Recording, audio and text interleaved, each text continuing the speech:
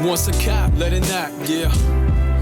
For one thing, we should celebrate redemption instead of condemning it. Corey Pegues, what up? Talk your truth, bruh. Check it out. Once a cop. Pull up a seat.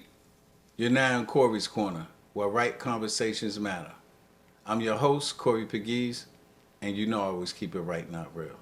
Today I'm joined by a true New Yorker and lifelong educator, David C. Banks.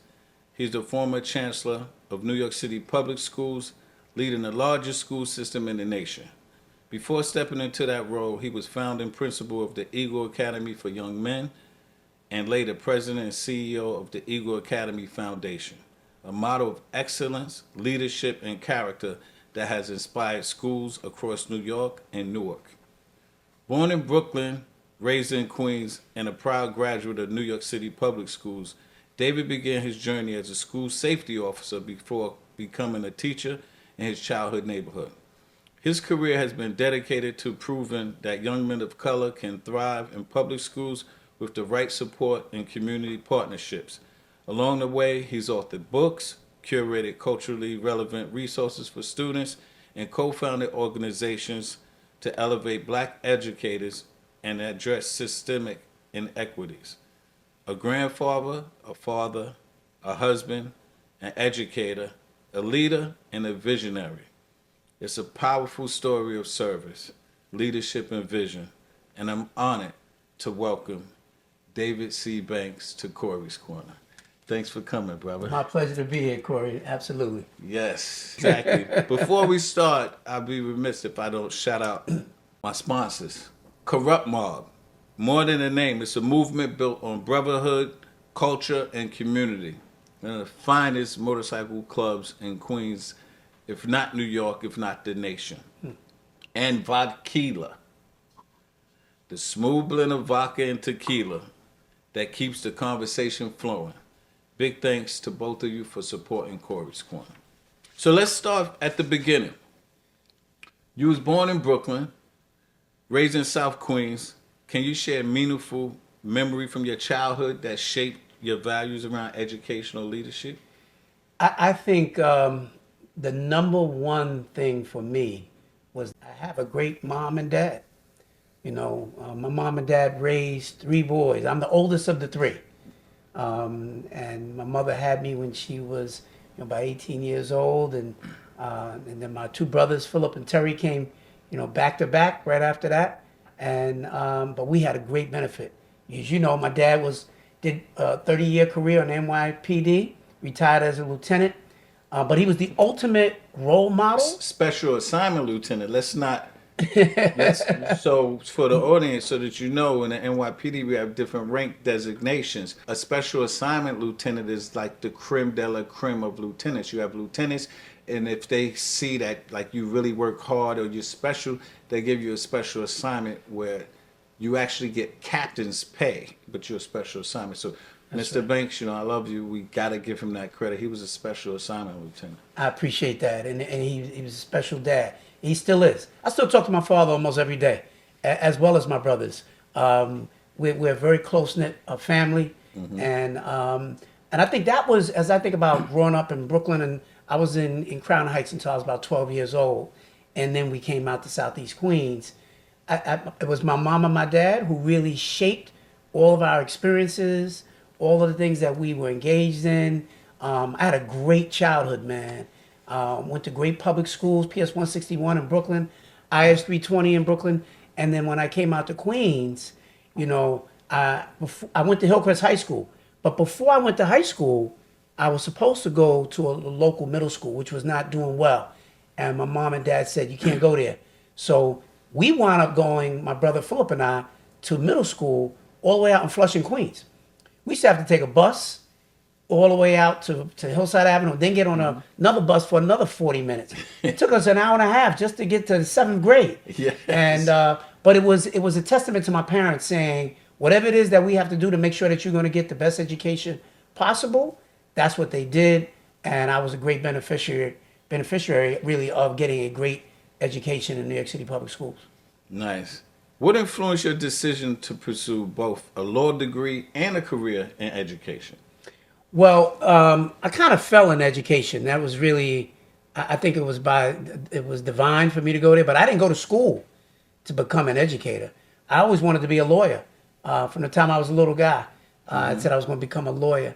And when I graduated from college, I had majored in political science.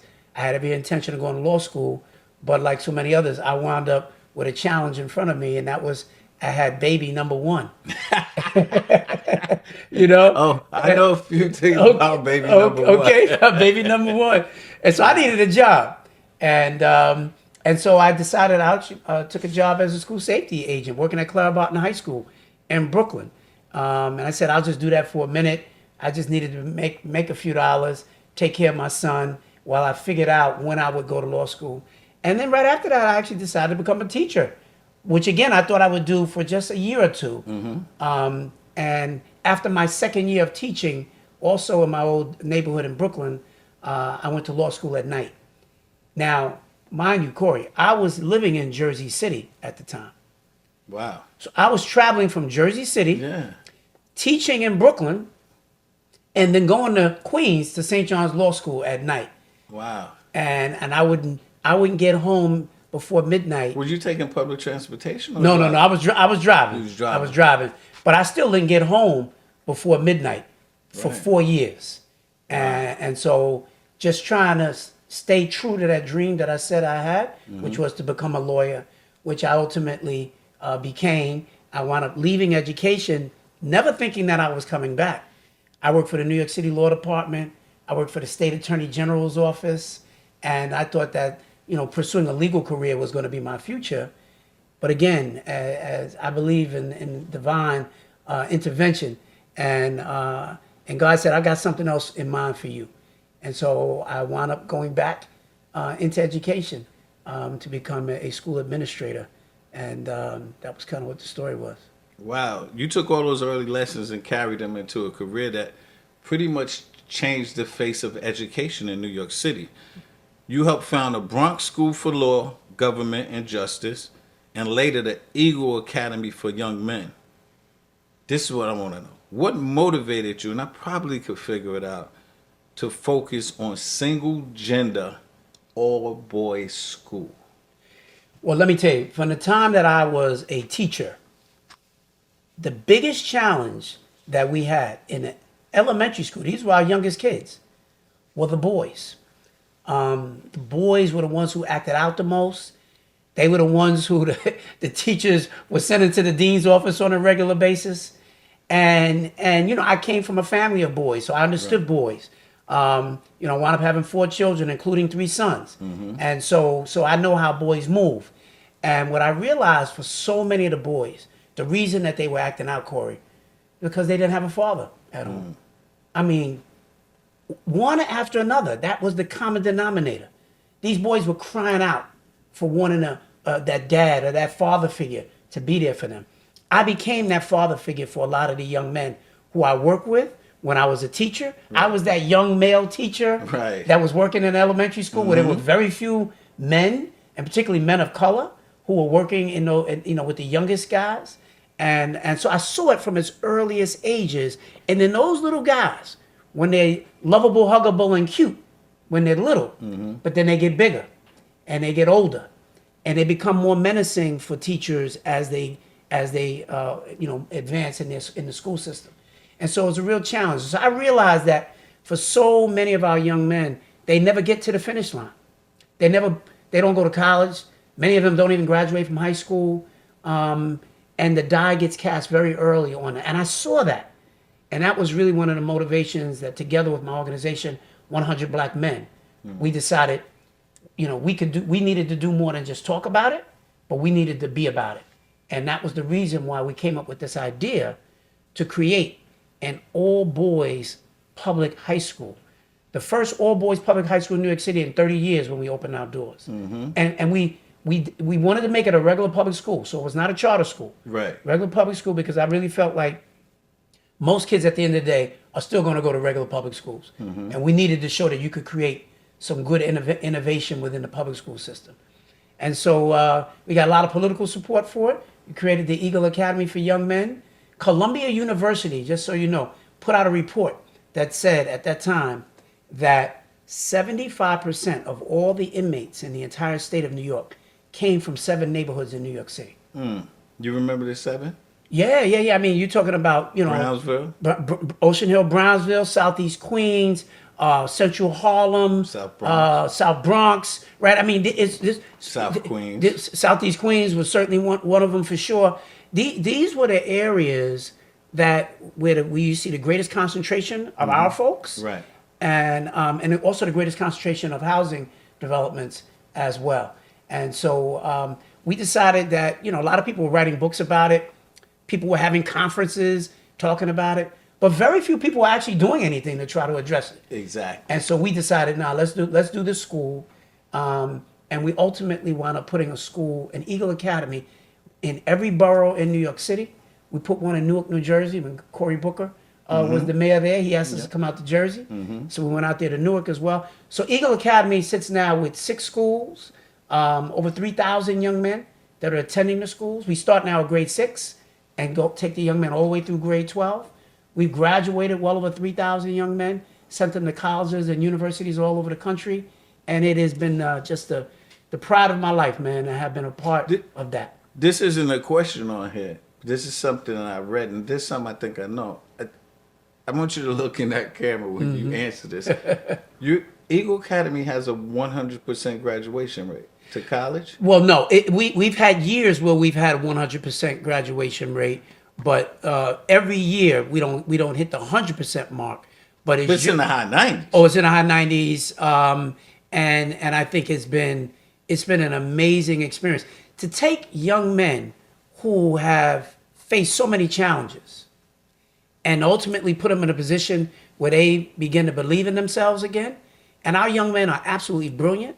They just need the village to wrap arms around them and to tell them just how much we care about them. And then they'll be able to take off and do all the great things that so many other kids are given the opportunity to do. So that's been my great joy, man, in the creation and the development of Eagle Academies. So you might have answered this next question, but I know Eagle Foundation has become a national model. What achievements are you most proudest of for the Eagle Academy? Well, we wound up, there were schools that were, and people that were visiting us from all over the country who were inspired, first of all, by what we were doing. And also, they wanted to find out legally, can we do an all-boys school? Because a lot of people thought that it was illegal to do it. Right. And but we got a lot of political support. Hillary Clinton, when she was a senator in New York, she got behind it, and she helped to propose legislation that allowed for the proliferation of single-gender schools to happen. There are a number of single-gender girl schools that were around even before the boys' schools. So we made it happen. I think the thing I'm most proud of is the young men who I see all over the city, who reach out, who are just telling me about the amazing things that they're doing in their lives. These are young men who many of them would have never gotten to where they are today had it not been for the love and the support and the system that we put in for them at Eagle. We have more male teachers in our schools than almost any of these other schools have, because you need these men to understand, how young men work. Let me give you one example. There was one day I was the principal, and at the end of the day, kids are leaving to go home, and I saw one of the young men run by, and 2 seconds later, another young man ran by. I said, "Oh, I think it's gonna be a fight or something." Right. I got up, I went out in the hallway, and these two guys are on the floor, like in a death grip with each other. Right. And I got to raise my voice. What are y'all doing? Right. And they looked up at me. It was like a Kodak moment. They were like, "What? We just playing." and so I just got to give them a little like, "Hey fellas, stop the fools and y'all go home." Exactly. And that was the end of it. There were a lot of schools, they would have been suspended. Yes. Parents would have been coming up, and you just got to understand the energy of boys. Boys like the rough house. Exactly. They do all of those things. And you got to know how to give them a little bit of space just to be boys. But you also have to give them the exposure to the great opportunities that await them if they stay the course. And that's what we do at Eagle. I love it. You also help curate the Rising Voices Library. I couldn't wait to ask you this question. To give Black and Latino boys culturally relevant books. Why is representation in the curriculum so important? Before you answer. Sure. Growing up in public schools, I went to public schools, 136, junior high school, 158, Newtown, Andrew Jackson. The only time I read about black and brown people was Black History Month. Well, see, there's the answer right there. You know, I worked with Scholastic, right? Scholastic has been around for a long time, and I worked with their team, and we curated a book collection of books that would be appealing to young men of color. Right. And some of the most beautiful books, man, that you'll ever see. Stories about young men getting their first haircut at the barbershop, right? And understanding how the barbershop is so important in our community Right. for men, Yes. if you will, right? Women go to the beauty salon, and the brothers are going to the barbershop. But we have hundreds of books that are part of this collection, and they've been selling this collection all over the nation. Because we said, if you want young men to read, you've got to also give them the kinds of books that they're interested in. And they've got to see themselves in these books. That's right. And for so often, you know, for so many years, kids would go to school and say, I never read one book where there was a young black man who was the protagonist in the book, you know, the featured, you know, main character. And so this entire collection was about how to feature young men of color and men of color. And because you have to inspire young people. And you got to inspire young brothers. That's and right. when they're inspired and when they can see themselves in the literature, they'll read all day. You know, so it's made a difference. We got to get this book in the collection. We're going to have to get this book in the collection. Absolutely, we do. That's right. I love it, man. Of course. That's right. So there's been a constant discussion about New York City specialized high schools. Sure. And you've been on the forefront of this. You was former chancellor of New York City Public Schools. It's the single test and the lack of diversity. How do you view this issue, and what changes do you think are necessary to ensure equity while maintaining standards? Again, I want to jump in. When I was in junior high school, 158, bust out, Brown versus Board of Ed. That's from right. Jamaica out to Bayside. Yep. I don't know what happened, David, but in the 8th grade, I had to take like an ASVAB test, I think it was. I took a test.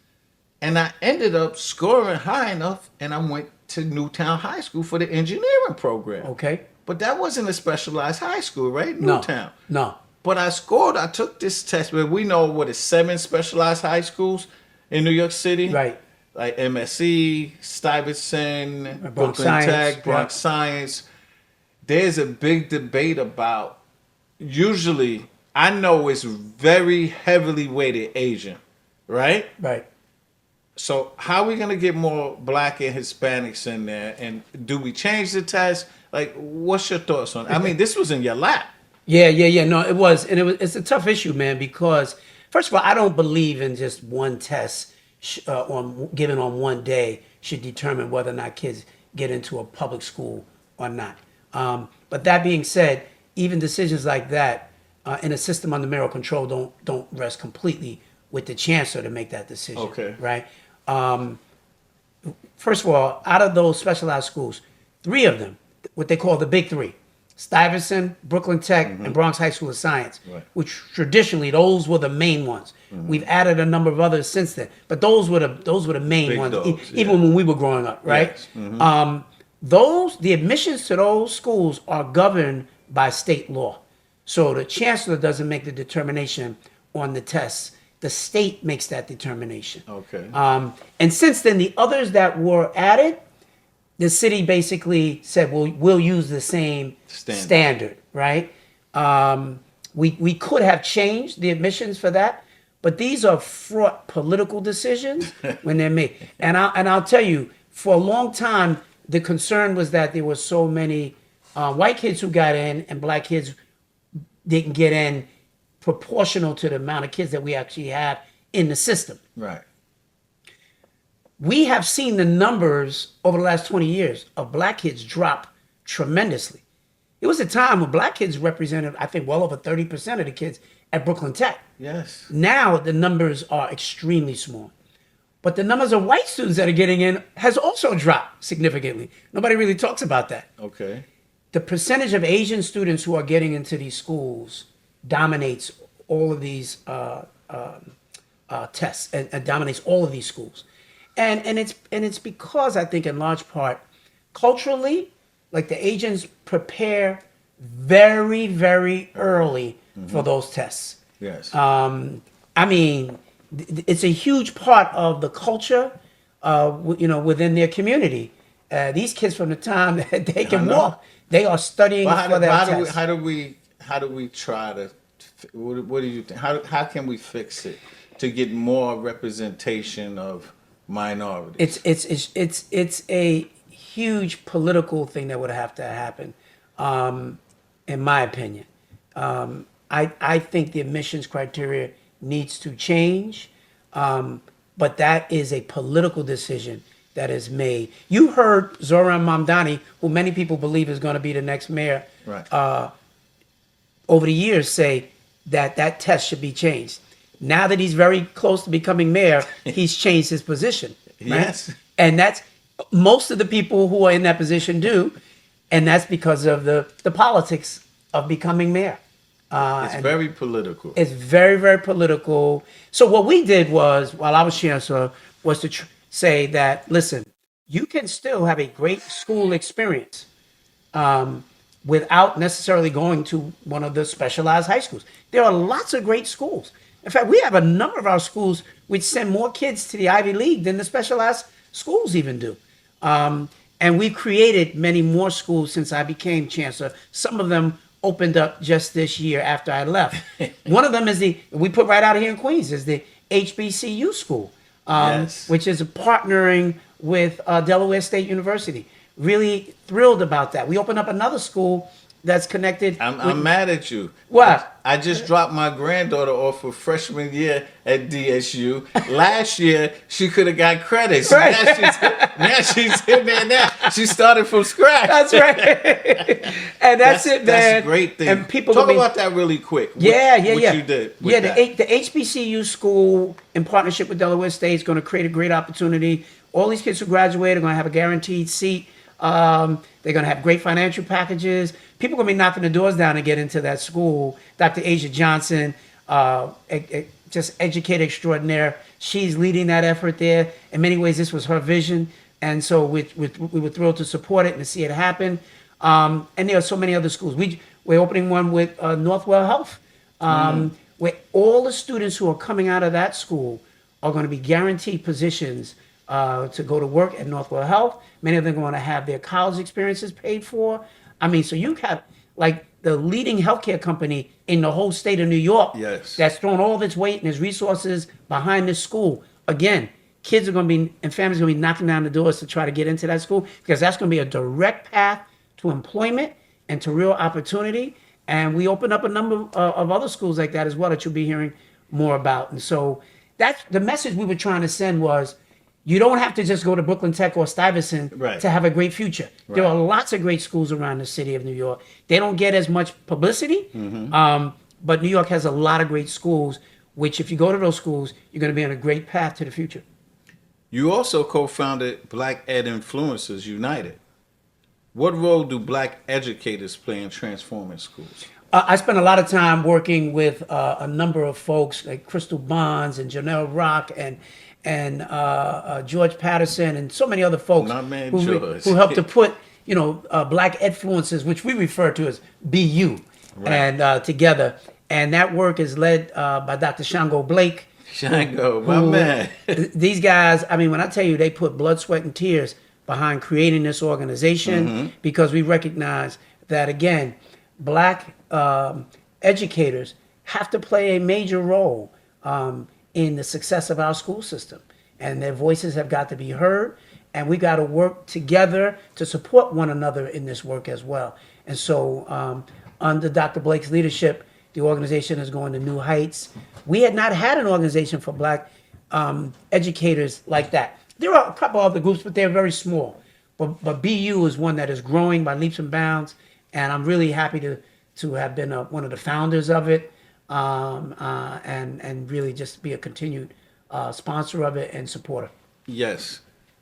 Now, you're not just local or national. You're an international leader in education. I was telling you before we started this interview, when I think of high-level educators in the United States, I think of Jeff Canada, I think of Rudy Dr. Rudy Crew. and I think of you on an international level. Forget the local and national level. Now, we know you've worked with global coalitions for boys of color. How do New York City challenges connect with what's happening nationally and internationally for young? Yeah, let me boys tell you of color? something. So first of all, folks like Jeff Canada and Dr. Rudy Crew are dear friends of mine. I stay in touch with them on a regular basis as well. They've been around a long time, and they've been through a lot of the experiences that I've had as well. And so I appreciate their leadership and what they have done over the years. But I will tell you that I was at a conference once with superintendents from around the country, and the superintendent of Oakland, California, said to me, "When New York City moves boldly, the rest of the nation follows." Right. And it was something about that statement. Like, we all watch what you do. The person who put this whole conference together looked over at me, and this is in a room full of superintendents. Right. And he said, "You have no peer here." And what he meant was, there's the whole country, and then there's New York City. The big dog. There's big dog. People can't even wrap their minds around the fact that you got almost 1 million kids. Most of these school systems, the large ones, have 150,000, 200,000 kids. They're like 1 million kids. I can't even imagine what that is even like. Each one of our boroughs is larger than almost every school system around the country. Wow, I didn't know that. LA is number 2 to us, Right. and they're half the size of New York. Wow. So it's hard to imagine just the scale of what New York City really represents, right? And so when I think about one of the biggest challenges that we face in New York, that every district around the nation was also facing, that's reading, that's literacy. Over 50% of the kids in New York City when I became chancellor were not reading on grade level.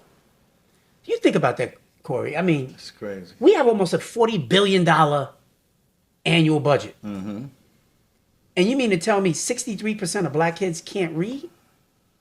It's almost criminal, It is criminal. right? I would say that when we did a deep dive on what was happening all across the country, the numbers were absolutely astounding. In the city of Chicago, 80% of the kids in the city of Chicago don't read on grade level. 80? 80%. When I first became chancellor and we were doing this analysis, Right. right here in New York State, in Rochester, 81% of the kids in Rochester don't read on grade level. And the worst in the whole country, Detroit, the city of Detroit, 91% of the kids in the city of Detroit don't read on grade level. That's crazy. You can get those results if you never even had a school system. Right.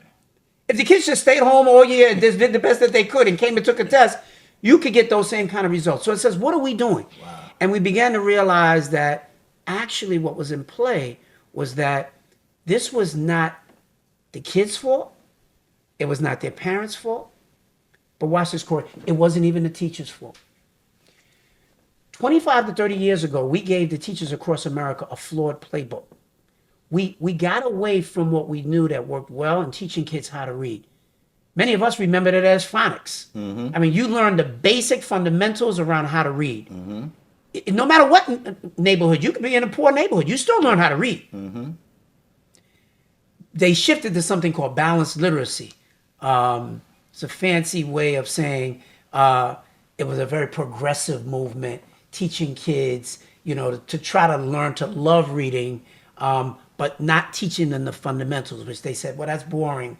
Kids just want to fall in love with reading. Well, you can't fall in love with reading if you don't know how to read. And we watched these results happen all over the nation. And so we decided that would be our North Star. We're going to focus on how to dismantle a failed system.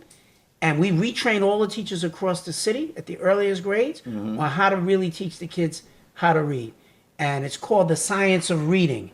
So phonics is the core of it, but it's got several other components to it as well. But really, it's just a throwback to the basics and the ways in which many of us learned how to read back in the day. And we turned the whole New York City school system on its head. And it's the best thing that we could have done.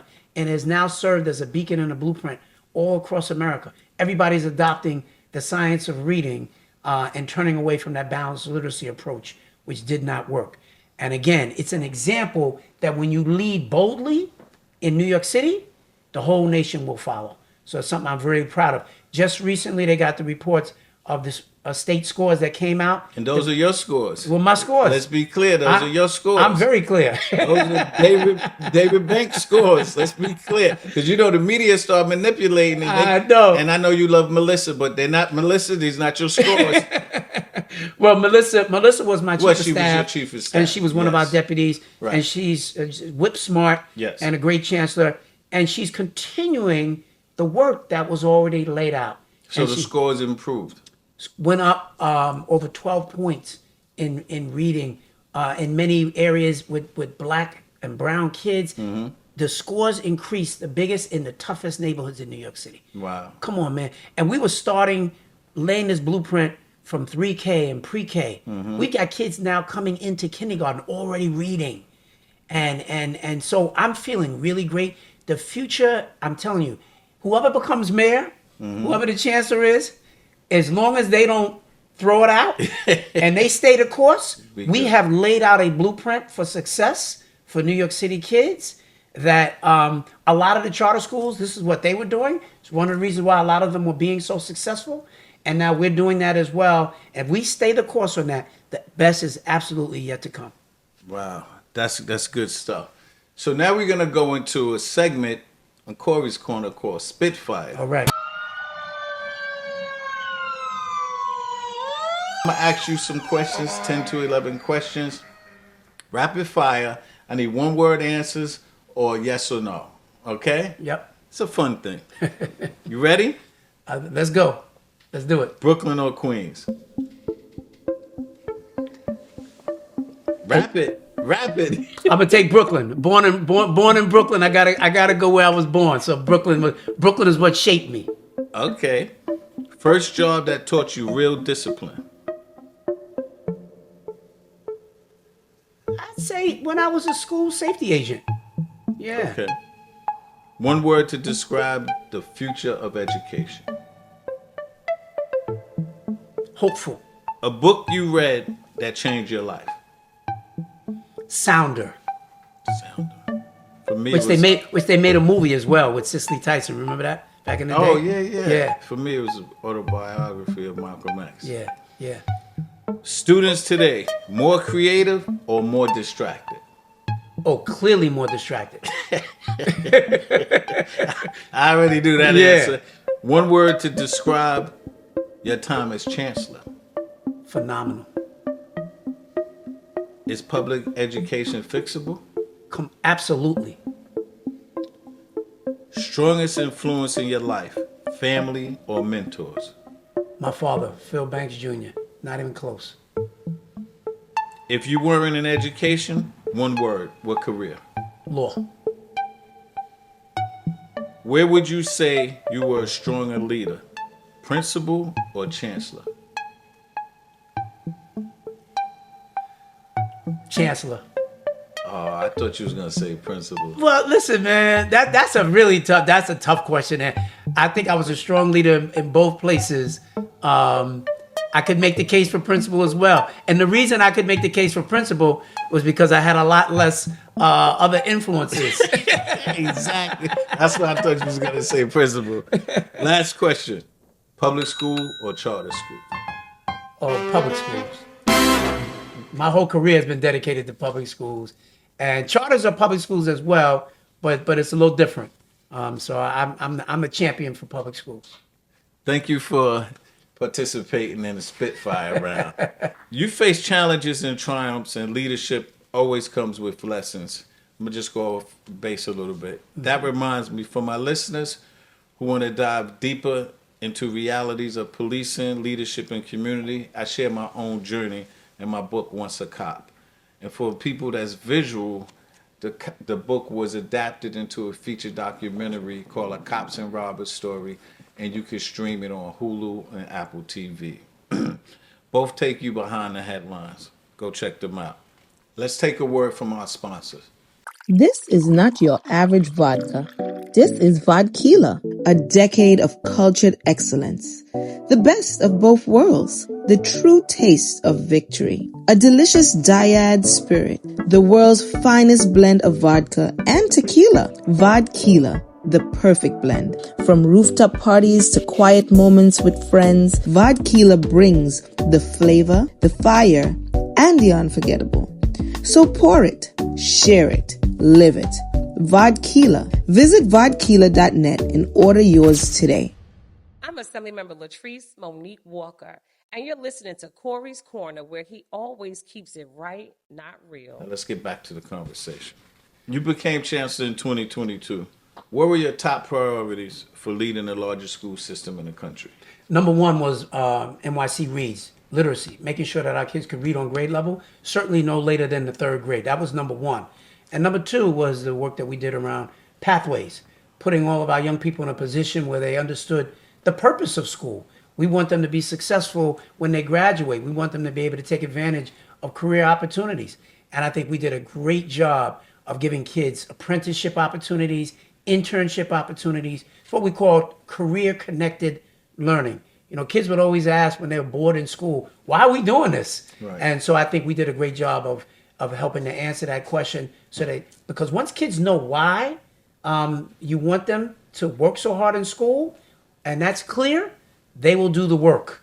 You know, you think about it, when we played sports back in the day. Right. You would do those suicides, you would do those laps, you did the work because you were very clear. We trying to win the chip. Exactly. We trying to win this game. But in school, kids are not clear about why they are going from one grade to the next. Why do we do what we do? And we don't do a good job in our schools of really answering that question. So that's something I'm very proud of, that career pathways work. Altogether, between the literacy and the opportunities of pathways, I refer to it as bright starts and bold futures. And I think we were really, those were our two biggest priorities. That's great. I mean, you've been very laid back and humble. I mean, you've done some really, I could remember one of your first press conferences. You reached out to me, you reached out to a bunch of brothers and sisters around the country, and you were starting something that has never been done around the country, something called Project Pivot. That's right. And I remember being at Martin Van Buren High School, standing behind you, and there was a whole bunch of TV cameras, and you was announcing this big initiative. This isn't even on my cards, but Right. it just came to mind. Can you just sprinkle a little information about Project Pivot? Because it's something that no one's doing. You brought this to New York City. I appreciate that, Corey. You know, Project Pivot really was about getting the village, you know, getting our folks from our community into the game, to help with safety, keeping our kids safe, keeping them off the streets, being mentors, providing all kinds of opportunities for our kids. And, you know, we got a lot of folks all across New York City who have been doing that stuff. Many of them have been voluntarily doing it, and they weren't getting paid to do it. And many of them were trying to, you know, become vendors in the system, Yes. and the system would shut them down at every turn. And so we made sure that we created those opportunities, man, and we put significant dollars out there so Project Pivot was really about invoking the village and getting brothers and sisters who have so many skills and talents who can help the kids in their own community. We put them in the game. And they adopted different schools all across the city. And man, I tell you, it has had tremendous impact. It has helped to reduce levels of violence. Number one, a greater level of engagement. These are folks who help to answer that question for kids. Why do the kids need to stay focused and be in school? And, you know, sometimes your teacher might not be able to answer it well for you, but you have a community-based organizations of brothers and sisters who've been out here for a long time. They serve as big brothers and big sisters to these kids. Many of them know the same kids who go to the local school. That's right. And so we said we want to fund you to be able to help provide those opportunities and to support our kids. And that's really what it was. And so it's thriving. I'm thrilled about the work that it is that's still going on. And I'm glad that you brought it up. And shout out to my brother, Aaron Barnett. That's my man. That's, you know, you put him in charge of that program. Aaron Barnett is a New York City hero. He really is. Yes. Because Aaron was with me at Eagle Academy. Yes. And he helped to support all the Eagle Academies. These young men who are now grown men, they look to Aaron as their ultimate big brother. That's right. And he's taking that same energy and vision to Project Pivot, and he's leaning in, and I'm telling you, it is exciting to see. Yes. Something big just happened in New York State. The mayor rolled out early this week. I watched Twitter the first day of school. They had a big press conference. You know, all around the country, everybody having a press conference. But you propose, while Chancellor, a citywide classroom cell phone ban. You was way ahead of this. But Mayor Eric Adams delayed moving forward. Can you walk us through why you suggested it, when you raised it, and how you viewed the mayor's decision? So I would tell you that you're right. I was way ahead of the curve on this. I studied this issue from way back. But more importantly, what I did was I was going around to schools and I'm talking to principals. I'm speaking with students, teachers, parents, families. And it became very clear to me that we needed to put a policy in place that would ban the cell phones during the school day. And there were a host of our schools that were already doing it. I remember going to a school in Brooklyn, a building that had several schools in it. And all the schools in that building had already made a decision and had banned the cell phones. And I asked the kids how that experience has been for them. And they said it was the best thing ever. I said, really? I said, so if I ban the cell phones across the city, don't you think the kids around the city are going to be really upset with me? They said, sure. Right. For about 2 weeks. They said that's what happened with us. We were so upset that we didn't have our phones. But after 2 weeks, everything settled into a new norm. And it was the best thing ever. The kids were jumping over each other to like weigh in and tell me what was going on. One Right. girl said, we actually talk to each other again now. Uh-huh. She said, we used to be in the cafeteria. We're not even used to talking to each other. We just text each other, even when this person is right next to us, right?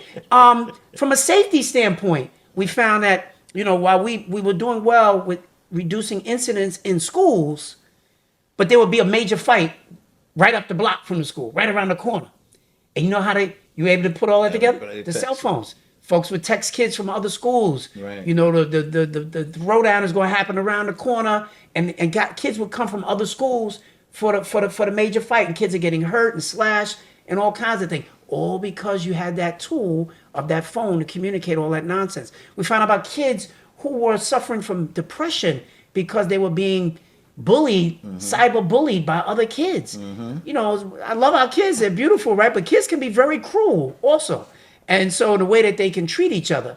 And then just being in class, not paying attention in class, and just, you know, like just being so addicted to the phone and you're looking for your phone at all times. So for all the reasons around mental health support, safety, academic performance, all of it, it checked every box, said, oh yeah, we need to ban these phones. I spoke to a guy Jonathan Haidt, he's a journalist. He wrote the seminal book on this around what these phones and technology is doing to America. Right. But his whole focus on schools his suggestion was, you've got to take the phones.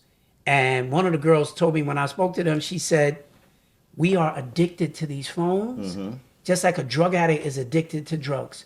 And we know it, but we need help. Even So our parents. why didn't you roll it out? I had every intention of rolling that out. Spoke to all the principals and superintendents, and brought it to the mayor. Had a bow ready to tie on it, and the mayor said no, he wasn't ready to do it. Didn't really offer up any real explanation behind it. I got a call from the governor's office. The governor's office said, we see what you're doing on this. We believe in it. We want you to go first, and then we're gonna have the whole rest of the state follow behind what you're doing in New York. It was an opportunity for us to lead. People were looking at us from all across the nation. The mayor, for whatever his reason, you'd have to ask him, decided he wasn't ready to do it. And so now, fast forward a year later, it's happening, but it's happening on the governor's watch, and the governor is the one who is driving it. And so it's really seen as her cell phone ban when it was an opportunity for us to lead on it. I'm just glad that it's happened now. Right. But if it were up to me, it would have happened at least a year before. So the mayor blew it. It was his opportunity to lead forward in the country, and because of his ego. I watched that press conference, and you know, it was pretty sad watching a press conference with the mayor of the city of New York getting frustrated because there was so many questions about cell phones. I mean, what the hell you think they're gonna ask you about on the first day you're banning cell phones? Right. Parents are worried about them. Kids are worrying about them. You know, store owners are taking $5. It's the whole thing, and Right. he's getting frustrated about the questions. But Yeah.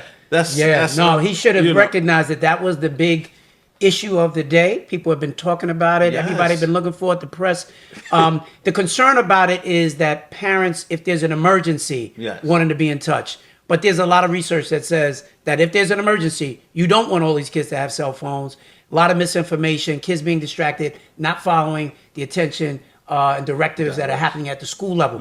Or parents saying, what if something happens? I need to be in touch. You call the school. That's what parents have always done, right?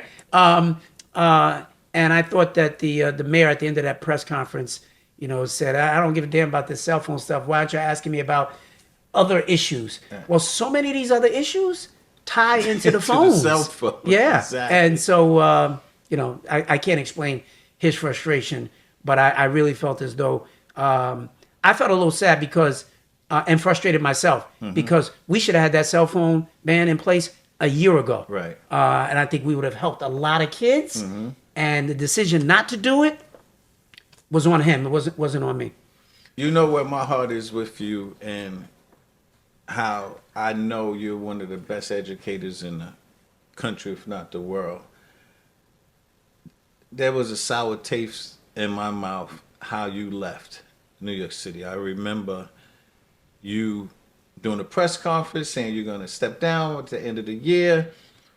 You recommended Melissa Ramos takes over. You're going to guide her. You'll stay for the next few months. Smooth transition. And then a couple of days later, abruptly, you left. What happened? You have to ask the mayor. Again, I had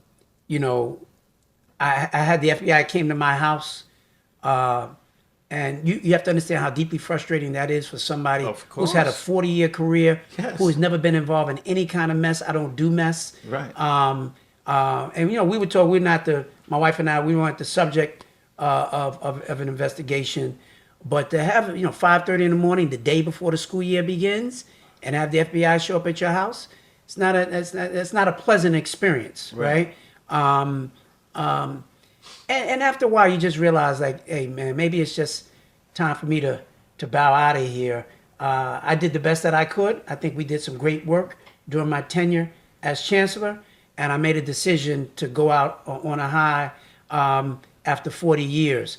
But I wanted to do a responsible transition. Right. And that's why I say you don't want to be here today and go on tomorrow. Right. I wanted to help set Melissa up for success. She had been a loyal employee to me and one of my top deputies, and I thought a good choice to continue to work. And then after we did a major press conference, and I said that, I got a call from the mayor saying I'd like for you to leave sooner than later. Why? Don't know. Again, some of these are questions you got to ask the mayor. Right. And it was frustrating because I knew that folks were going to think that, and I did not want to look like, I'm not a man of my word. I said what I Right. meant at the press conference. And so that's why even when that decision was made by the mayor, I put out my own statement. Yes, you did. Which said essentially that I wanted everybody to be very clear. This was not my decision to leave sooner than later. That's the mayor's decision. And if you want any answer to that, you got to ask him. So I'll leave it at that. It just leaves a sour taste in people's mouths because the bank name is Reverend in New York City government, from your father down to Terry. And all of these years and decades, especially you in the education space, to have to bow out like that and working for somebody who you've known for 30-something years, who I'm quite sure asked you to come on. You didn't call him and say, I want to be the chancellor. That's right. He asked you to come on, and for you to leave unceremoniously, it just was bad. Yeah. But Yeah. let's move forward. Donald Trump, President Trump, has been talking about disbanding DOE federally. Right. What's your thoughts on that, and how would it affect local municipalities? Yeah. Listen, the president have been talking about that for a while. I don't think it's a good plan, and I don't think it was done with the best of intentions, really. Now, his rationale is that I want to give the resources and the supports to the states and let the states decide to do what they want to do, which on its face is fine to a certain degree. The downside of that is that left to their own devices, many of these states have a historical record of engaging in all kinds of acts of racial discrimination, right? Particularly against our folks. I think one of the most important offices and divisions within the Department of Education is the Office of Civil Rights, which has as its mandate to investigate issues of civil rights discrimination. And that's been completely wiped out. And none of us are really clear that all the funding that is supposed to go to the states will actually go to the states. In the best of all worlds, if it did, states can still, in fact, lead their schools and do what they need to do. Federal Department of Education, I think, was put in place in like 1980, so it hasn't been around forever. Right. But and most people don't even know who the Secretary of Education really is, because most of what we do in education is local. Right. It's driven by the local, district and the superintendent and the mayor, whatever, and the school boards in those towns. We have to wait and see how this is going to play out in terms of the dismantling of it. But I can say for sure that this administration certainly has no real plan or vision for the education of our kids. They use some talking points, but there's no real vision for education. And you barely even heard education even mentioned during the election, which is deeply unfortunate. So to some degree, we're out here on our own. We've got to figure it out, but that's just where we are. You and your lovely wife, Sheena, right? Fine, foxy, tender, luscious, moist, ever-loving Sheena. All right, beautiful Sheena. Sheena, I love you, sis. Secretly got married in Martha's Vineyard last year, right? How in the world did y'all keep this secret? I can remember waking up one day in the newspaper saying, Chancellor Banks and Sheena Wright is getting married tomorrow. It was a false alarm. Y'all had everybody snooping around, and y'all ended up doing this, and under this whole federal cloud, you guys wasn't even involved in it at that time, but this whole administration was going crazy. Right. How did y'all end up doing this without nobody knowing? Well, it's interesting, man, because the New York Post had reported that we got married a year before in Martha's Vineyard. And we're on the vineyard, which for us is like our happy place. Right. And a whole lot of folks from the Black community who go to the vineyard during the summer. For that week. And when that Post article came out, everybody was coming up to us on the vineyard and saying, how'd y'all get married in the vineyard and you didn't invite us? So we did not get married. The Post just decided they were going to, they heard whatever they thought they heard, and they went with that story. But we ultimately did get married in the vineyard. And we always were planning a private ceremony. And it was a beautiful, beautiful ceremony.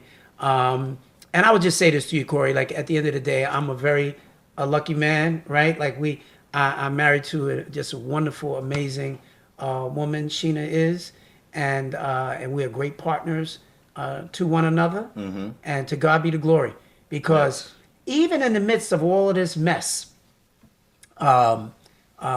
we have been solid as a rock, and pushing through, even in the midst of a storm, and God has brought us together. And I feel so great about it. So that's what pulls you through that, even when you're going through a mess. Right. And all of this stuff is happening in administration and everything else. Nobody wants to have their name attached to stuff like that, you know. But sometimes, and that's the message that I got for me, was that sometimes God will allow you to go through a storm to test your faith and to see, where you stand. And do you still believe in him? Because it's easy to talk about your faith in your belief when everything is going well. Right. And sometimes God will allow a storm to come your way and to see how can you stand strong even in the midst of that storm. And Sheena and I both have stood strong, and we've been faithful servants, and God has blessed us beyond measure, and we're doing very, very well.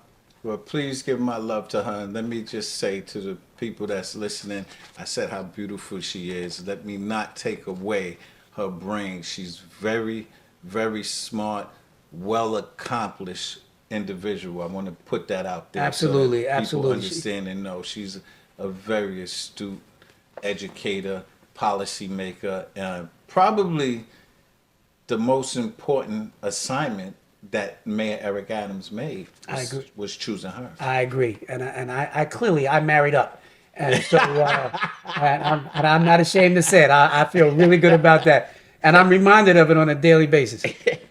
We're winding down now, so I just want to ask you a couple more questions. What are you doing now? Like, you considering roles in advocacy, education reform, consulting? Yeah, what's going on? All of it. Number one, I'm writing a book. And so I'll tell you, one of the best pieces of advice that I was given when I became chancellor was by the former chancellor, Joel Klein. Okay. Joel Klein told me, he said, you're going to be a great chancellor and you got to write a book when you're done. Yes. And so I chronicled every single day that I was chancellor. I've got a diary. Yes. And it became a huge binder. Watch out, Eric. Watch out, Eric. Every single experience that I had while I was there, I did not miss one day. Before I would go to bed at night, I talked about everything that happened during that day, and I captured it all. And so I'm going to write a book about what my experience was, kind of leading through a storm, if you will, and some of the accomplishments that we had. But I really wanted to be a beacon and a blueprint, if you will, for parents, for kids, for teachers, administrators, all across the country, not just in New York City, around the power of possibility for education and what I actually think we could do in the future. I think AI, what that's going to represent, and technology and how it's going to transform the system, I think is something I'm absolutely going to be talking about. I testified before Congress around dealing with anti-Semitism. I certainly didn't see that coming. Right. And we gave them a New York left hook when we did that. That's right. New York Times featured us on the front cover, front page of New York Times the next day. I mean, the whole war in Gaza visited itself in our schools, and I was called to answer that. Right. And we put a lot of great things in place. Got a phenomenal, marvelous team that I was able to put together. So I'm going to talk about all of those things in my book. I'm consulting, helping a few other companies figure out and how to navigate the system across the country as well. Right. And I'm getting ready to serve on a couple of corporate boards, which I feel really excited about. Paid boards. These are paid boards. Exactly. Okay, I did free boards. I did 40 years. Boards. I did 40 years of public service. Right. And so we're going to do a few other things now. But I'm getting my rest, learning to play golf, which I've never played golf before because I was always so busy with all of this work. Phil Banks he's scared to play. He calls me every other week saying, Corey, come to my club and play. But he never shows up. You said something important. Yeah. I want people to know. So my book here, I signed a deal with Simon & Schuster. Yeah. But what you said was important. So people looking to write books, it's hard trying to sit down and remember everything. I'll show you a picture on my phone offline. I journaled for 20 years. People don't know. People think I walked into Simon & Schuster and got a book deal. I came in with journals and the top 10 publishers in the world, Simon & Schuster, Random House, Doubleday, Judith Regan, they all bid on my book. I can imagine the numbers that's going to be going out with you, with your agent. But if you're looking to write a book and you're in, a job, you have to journal. Like I didn't journal every day. I didn't journal every week. But it was like stuff that bothered me or pissed me off. I wrote about it. Right. That's why every story in here is vetted. Yeah. People don't understand. And I can gather that's the same thing you're going to be doing. That's right. Well, please come on Corey's Corner after you do all the big shows. Please come on Corey's Corner. I'll be here for sure, man. Book Absolutely. And my book, first book, Soar, around working with young men, was also done by Simon & Schuster. And so I'm very familiar with the process that you went through as well. Yes. And I'm looking forward to this next one that I'm getting ready to do. Oh, this one is going to be huge. Yeah, yeah. I can't wait to read it. If you have one message for students and teachers this school year, what would it be?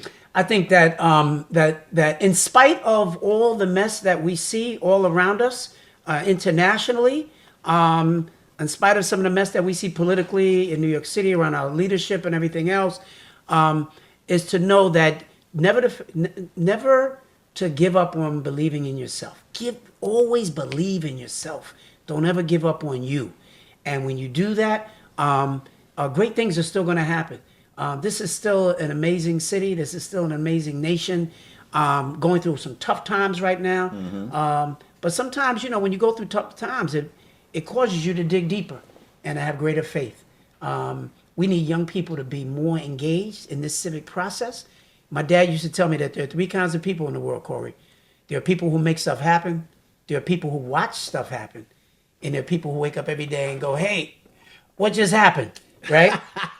And so we need to develop young people in our schools who make stuff happen. Make it happen. But the only way you can make stuff happen is if you're paying attention and you know what's going on around you and you know how the levers of power actually activate to make things happen. And so civic engagement is critically important. Teachers should be using what's happening around them every day as learning material and teachable moments for young people. And so I hold out hope for great things to continue to happen, that young people, that the best is yet to come. Okay, last question. After decades of service, 4 decades, what do you hope will be the lasting legacy of your work? I think for myself, people would first of all say that was a good brother who deeply cared and made a difference. And I know that I made a difference because I hear it every day. I'm on the buses and trains every day. And folks come up to me all the time, whether they be young people or their parents or their family members, who they remember me back when I was a teacher or when I was an assistant principal. I was a principal for 11 years, affected thousands of lives. And then running the Eagle Foundation for over a decade, and then being the chancellor, which was the pinnacle of my career. I had a chance to really impact the lives of lots of folks. And you think about this, my dad would always tell me again, my dad was my ultimate mentor, that no matter how long we live, whether 80, 90, 100, whatever it is, it's still but a vapor in the grand scheme of things. Mm-hmm. And that when you're here, you want to do something that makes a difference in the lives of just the world and try to make a difference. And that's what I try to do. And so I hope that when my day is done, they'll say, good job. This is a brother who cared. He loved his people. He gave it his all, and he made a difference. And I'll be good with that.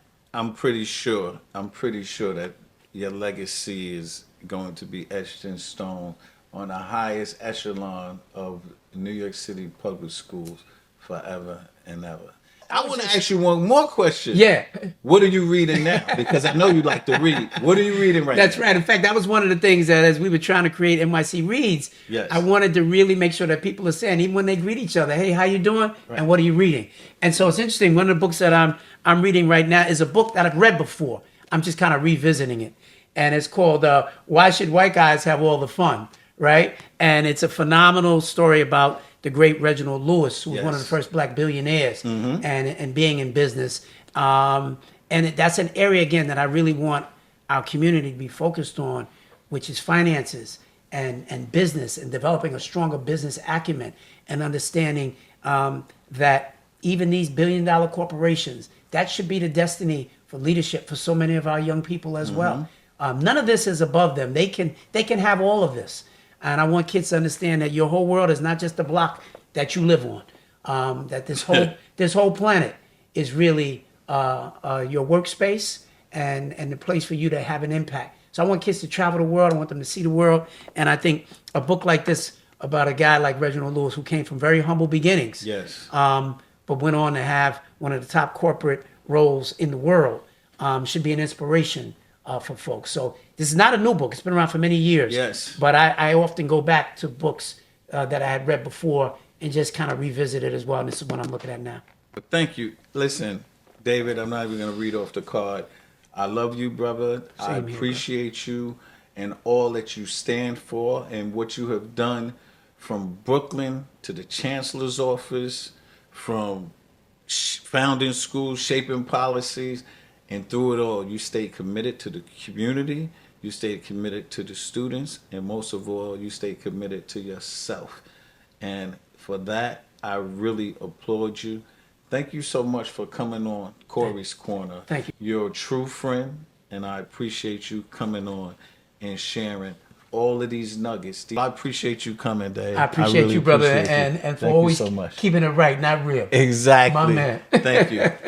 And for the listeners and the viewers, if you found value in this segment today, please subscribe, like, and share. And remember, keep grinding, keep pushing, and it's not about where you start. It's always about where you finish. I'm Corey Pegues, and I always keep it right, not real. Peace. Once a cop, let it knock, yeah. I for one thing we should celebrate redemption instead of condemning it. Corey Pegues, what up? Talking truth, bruh. Check it out. Once a cop.